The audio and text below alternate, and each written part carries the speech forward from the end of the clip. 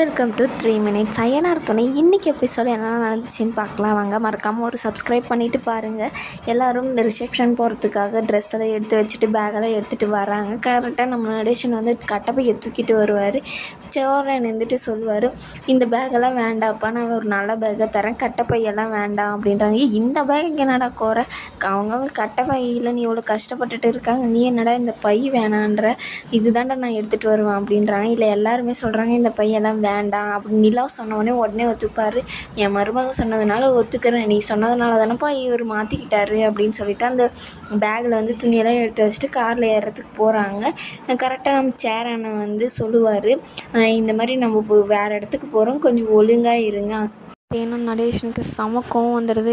இறங்கணும்டா என்னால் வரதில்லை, நீங்களே போகலாம் அப்படின்னு சொல்கிறாரு. ஸோ உடனே சேரன் வந்து இல்லை வாங்கப்பா போகலாம் அப்படின்னோடனே நிலா வந்து சொல்கிறாங்க, ஏறுங்க மாமா ஏறுங்க அப்படின்னு சொன்னோடனே நிலா சொன்னோடனே அவரும் ஏறி உக்காந்துடுறாரு. உக்காந்தோடனே பார்த்திங்கன்னா சோழன் வந்து ஆரம்பிக்குவார், இனிமேல் குடிக்கிற பழக்கம்லாம் வேண்டாம், நம்ம வேறு வீட்டுக்கு போகிறோம், இன்றைக்கி ஒரு 2-3 நாள் குடிக்காமல் இருங்க அப்படின்னு சொல்கிறாங்க.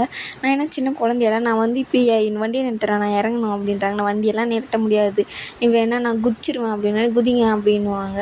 ஐயோ கம்முன்னு இருங்க, ஒன்றும் இல்லை, அவருக்கு தெரியும் அவர் ஒன்றும் சின்ன குழந்தை இல்லை அப்படின்னு நிலா வந்து எல்லாரையுமே சமாதானப்படுத்திட்டு இருப்பாங்க. உடனே உங்களுக்கு என்ன மாமா, நீங்கள் நல்லா தான் இருப்பீங்க விடுங்க அப்படின்றாங்க. உடனே எம்ஜிஆர் பாட்டெல்லாம் போட்டு பார்த்தீங்கன்னா போயிட்டு இருக்காங்க. எல்லாரையும் சமாளிக்கலையே நிலா அப்படின்னோடனே, ஒரு வருஷம் உங்கள் கூட இருந்திருக்கேன், அது கூட எனக்கு பண்ண தெரியாதா அப்படின்னு நிலா எல்லாம் போய் அவங்க வீட்டுக்கு போய் சேர்ந்துடுறாங்க. அவங்க வீட்டில் இருக்கிறவங்க எல்லாருமே வாங்க உட்காருங்க, வாங்க காஃபி குடிங்க, தண்ணி குடிங்க அப்படின்னு சொல்லிட்டு எல்லாம் கொடுத்துட்டு இருக்காங்க. நடேஷனுக்கு செம்ம சந்தோஷம், பயங்கர பெரிய வீடாக இருக்கே அப்படின்னு சொல்லிட்டு. சென்னையில் இருக்கிற வீடு தான் பெருசுன்னு நினச்சேன், அதை விட இது பெருசாக இருக்கே அப்படின்றாங்க. சென்னையில் இருக்கிறது நாங்கள் வந்தால் போனால் கட்டணும் அப்படின்றாங்க. வந்தால் போனால் கட்டுறதுக்கே அவ்வளோ பெரிய வீடு அப்படின்னு சொல்லிட்டு சொல்கிறாங்க. அதுக்கப்புறம் அந்த சோபா குச்சி உக்காந்துக்கிட்டு இருக்காரு. சேரன் இருந்துக்கிட்டு, அப்போ கொஞ்ச நேரம் அமைதியாக இருங்கப்பா, இந்த சோபா நல்லா இருக்குடா அப்படின்றாங்க. அது நிலாவோட அம்மா பார்த்துட்டு அவங்க அப்பா கிட்டே போய் சொல்லுவாங்க. நிலாவோட அப்பா கிட்ட, இவர் ஏங்க இந்த மாதிரியெல்லாம் பண்ணுறாரு, இவங்களாம் இந்த மாதிரி வீடை பார்த்துருக்கவே மாட்டாங்களா என்ன அப்படின்றாங்க. ஒரு கேவலமாக பேசுகிறாங்க. நிலாவோட அண்ணன் வந்து சோழனை வந்து பியூட்டி பார்லருக்கு கொண்டு போகணுன்னு சொல்லிட்டு கூட்டின்னு போயிடுறாங்க.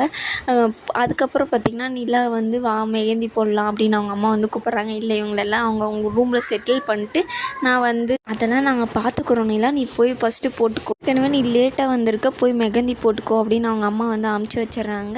அதுக்கப்புறம் வந்து பார்த்திங்கன்னா அவங்களுக்கு ரூம் கொடுக்கறதுக்காக ஒருத்தரை கூப்பிட்றாங்க. அதுக்கப்புறம் நிலாவோட அண்ணனையும் சோழனையும் காமிக்கிறாங்க. நீ எல்லாம் எப்பட்றா என் வீட்டுக்கு மாப்பிள்ளையை வந்து, எனக்கு ஒரே கடுப்பாக இருக்குடா, எனக்கு இந்த பொண்ணு ஏன் தான் இந்த மாதிரிலாம் பண்ணி சுற்றிக்கிட்டு இருக்காளோ அப்படின்னு சொல்லிட்டு இது பண்ணுறாங்க. தலையெழுத்து உண்மையெல்லாம் கூட்டிகிட்டு வரணுமே அப்படின்னு சொல்லிட்டு போயிட்டு இருக்காங்க. இன்னொரு பக்கம் நிலா வந்து மெஹந்தியெல்லாம் போட்டுக்கிட்டு ஜாலியாக உட்காந்து அவங்க கசின்ஸோடலாம் உட்காந்து பேசிகிட்டு இருக்காங்க. அவங்க அம்மா ஸ்வீட்டெல்லாம் வந்து நிலாக்காக ஊட்டிகிட்டு இருக்காங்க. கேசரி, பாயாசம், இந்த மாதிரி அவங்க ஒரு வாய்க்கு கேட்டுகிட்டே இருக்காங்க. அவங்களாம் ரூமில் போய் செட்டில் ஆகிட்டாங்களா, அவங்களுக்கு ரூம் கொடுத்துட்டிங்களா, அவங்களுக்கு நல்ல ரூமாக இருக்கா அப்படின்னு கேட்டுகிட்டே இருக்காங்க அவங்க அம்மா.